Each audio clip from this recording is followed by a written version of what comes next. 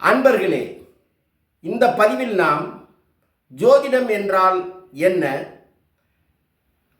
வானியலுக்கும் ஜோதிடவியலுக்கும் உள்ள வேறுபாடு என்ன என்பது பற்றி தான் பார்க்க இருக்கிறோம். தற்போதைய கால சூழலில் பெரும்பாலான ஜோதிடர்களின் வாக்கில் மெய்யில்லை. ஜோதிட சேவை என்பது இன்று ஜோதிட வியாபார தொழிலாக மாறி வருகிறது. பணம் சம்பாதிக்கும் துறையாக பார்க்கப்படுகிறது. இதன் விளைவாக ஜோதிடம் என்பது முட்டாள்களின் புகலிடம் எனும் மாய தோற்றத்தை தருகிறது. இந்த தருணத்தில் நாம் ஜோதிடம் மீதான தவறான இம்மாய தோற்றம் விளக்கப்பட்டு ஜோதிடம் மெய் என்பதை ஒவ்வொரு மனிதரும் உணர்ந்து அதனை பயன்படுத்தி பயன்பெற வேண்டும் என்ற எண்ணம் கொண்டு செயல்படுகிறோம். ஜோதிடத்தை பற்றி ஒவ்வொரு மனிதர்களும் தெரிந்து கொள்ளும் போதுதான் ஜோதிடம் குறித்த தங்கள் பார்வையில் ஒரு உறுதியான தெளிவான முடிவுக்கு வருவார்கள். இந்த அடிப்படையில்தான் ஜோதிடக்கலை குறித்த பல அரிய தகவல்களை மக்களுக்காக கொடுக்க முற்படுகிறோம். குறிப்பாக தமிழர்களின் சமயமான தமிழ் ஆசீவகத்திற்காக, ஆசீவகர்களுக்காக தமிழ் சித்தர்களும் ஐயனார்களும் சாத்தனார்களும் சீவ ஒளியியல், 5 உண்மைகள், 9 ஒளிக்கதிர்கள் என பல நூல்களை எழுதி வெளியிட்டு பேணி பாதுகாத்தனர். இந்த நூல்களை ஆதாரமாக கொண்டு தற்போது பல சோதிட நூல்கள் வெளிவந்துள்ளன. இவைகளை தழுவி நாமும் ஜோதிடம் குறித்து பல அரிய தகவல்களை தொடர்ச்சியாக பார்க்க இருக்கிறோம். சோதிடம் என்பது இவ்வுலகில் பிறந்த உயிரினங்களின் வாழ்க்கை அமைப்பு, ஆயுள் காலம், அனுபவிக்க தகுந்த இன்ப துன்பங்கள் போன்றவற்றை அறிவிக்க உதவும் கால கண்ணாடியாகும். ஜோதி என்பதற்கு ஒளி என்பது பொருள். இருட்டில் இருப்பதை காட்டும் ஒளி போல காலம் எனும் இருளில் இரகசியங்களை வெளிப்படுத்தி முக்காலங்களின் பலன்களை அறிவிக்க உதவுவதால் ஜோதிடத்தை காலத்தின் அறிவியல் என அழைக்கலாம். ஒளியின் தத்துவம் அல்லது ஒளியின் அறிவியல் எனவும் பொருள் கொள்ளலாம். தமிழ் ஆசீவகம் உயிரினங்களின் ஒளியாக ஜோதிடம் விளங்குவதால் ஜோதிடம் என்பதை சீவ ஒளியியல் என்றும் ஜாதகம் என்பதை பிறப்பியல் என்றும் குறிப்பிடுகிறது. இன்று நம் மத்தியில் வானவியல் ஆய்வும் செய்யப்படுகிறது. சீவ ஒளியியல் அல்லது ஜோதிடவியல் ஆய்வும் செய்யப்படுகிறது.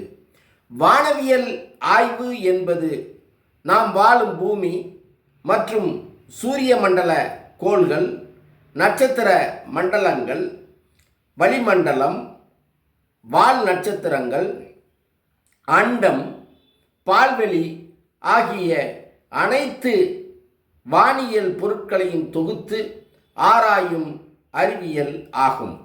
ஆனால் சீவ ஒளியியல் அல்லது சோதிடவியல் என்பது பூமியை மையமாக வைத்து சூரிய மண்டல கோள்கள், பூமிக்கு அருகில் அமைந்த நட்சத்திரங்கள் ஆகியவற்றின் தாக்கம் பூமியின் மீதும் அதில் பிறப்பெடுத்த உயிரினங்களின் மீதும் ஏற்படுத்தும் மாற்றங்களை ஆராயும் சிறப்பு அறிவியல் ஆகும்.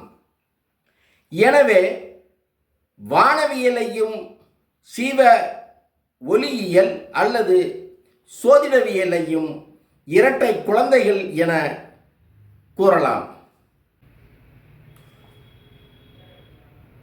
ஜோதிடம் எனப்படும் சீவ ஒளியியலானது தமிழ் ஆசீவக ஐயங்களாலும் சாத்தன்களாலும் தமிழ் சித்தர்களாலும் 6000 ஆண்டுகளுக்கு முன்பே தோற்றுவிக்கப்பட்டு தமிழ் கணியர்களால் செம்மைப்படுத்தப்பட்டு தமிழ் வள்ளுவர்களால் வளர்க்கப்பட்ட அறிவியல் கலையாகும். இருட்டு வழியில் பயணம் செல்வோருக்கு சுடர் அதாவது சோதி எவ்வாறு ஒளி கொடுத்து வழிகாட்டுகிறதோ அவ்வாறு காலம் எனும் பாதையின் மேடு பள்ளங்களை அறிந்து கொள்ள சுடர் ஒளியான சோதிட ஒளி எனும் சீவ ஒளியியல் உதவுகிறது. அந்த ஒளியின் வழியே பயணம் செய்வோர் வாழ்க்கை எனும் பாதையை எளிதாக சிரமமின்றி கடந்து வருகிறார்கள் என்பது கண்கூடாக தெரிகின்றது. ஜோதிடம் என்னும் சீவ ஒளியியல் நமது வாழ்க்கை பாதையின் எச்சரிக்கை பலகையாக இருந்து வழிநடத்துகிறது. இதனை கால ஞானம் என்று சொன்னால் மிகையல்ல. ஜோதிடத்தை ஒவ்வொரு மனிதனும் அறிந்து கொள்வதன் மூலம் நன்மையே விளையும். தமிழ் ஆசீவகம் சமய மரபிலான தமிழ் சித்தர்கள் சித்த மருத்துவத்தையும் சீவ ஒளியியல் ஜோதிடத்தையும் மனித வாழ்வியலுக்கான அடிப்படையாக இரு கண்களாக பாவித்து வளர்த்து காத்து வந்தனர். ஜோதிடம் சொல்பவரை ஜோதிடர் என்றும் சீவ ஒளியியலை சொல்பவரை கணியர் அல்லது வள்ளுவர்கள் என்றும் அழைப்பது மரபாக தொடர்கிறது. ஜோதிடர் என்பவர் இறை ஆற்றலை அல்லது பரமசீவ ஆற்றலை பெற்றவர். ஏன் என்றால் பிறந்த நேரத்தை கொண்டு பூமியை சுற்றியுள்ள கோள்கள் நட்சத்திரங்கள் ஆகியவற்றின் நிலைகளை வைத்து கணித்தும் தொகுத்தும் ஊழின் அதாவது விதியின் ஆற்றலையும்